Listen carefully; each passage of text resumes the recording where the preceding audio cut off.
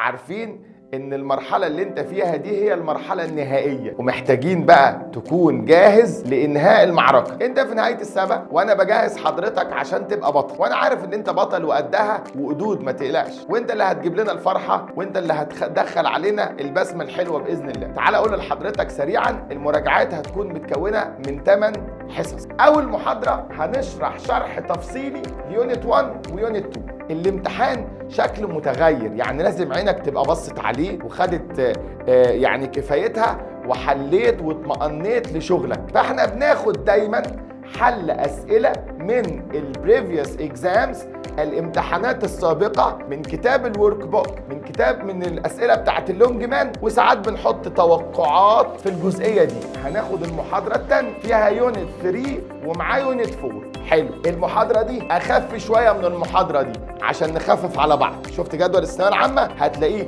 مخفف شوية وشوية، برضو دي أخف شوية. شرحين برضو فيها سؤال من الأسئلة، برضو حاطين فيها الامتحانات. إيه اللي هيتاخد في المحاضرة الثالثة؟ يونت 5 ويونت 6. كده أنت خلصت نص المنهج جرامر.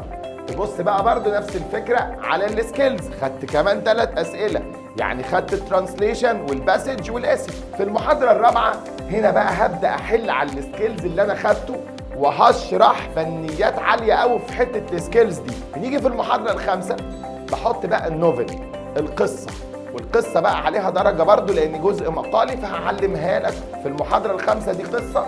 لو احنا سمينا دي المحاضرة الخامسة هتبقى يونت 9 ويونت 10. في المحاضرة اللي هي نمبر 6 الستة فيها يونت 11 و12 والتريكس بتاعتنا، نفس الفكرة اللي احنا شغالين عليها. بعد كده النوفل اللي انا قلت لك انا بطلعها دايما في وسط المراجعات عشان نمنع الزهق. واخر حاجة بقى المحاضرة الاخيرة اللي انا بحل فيها معاك 4 امتحانات متوقعين.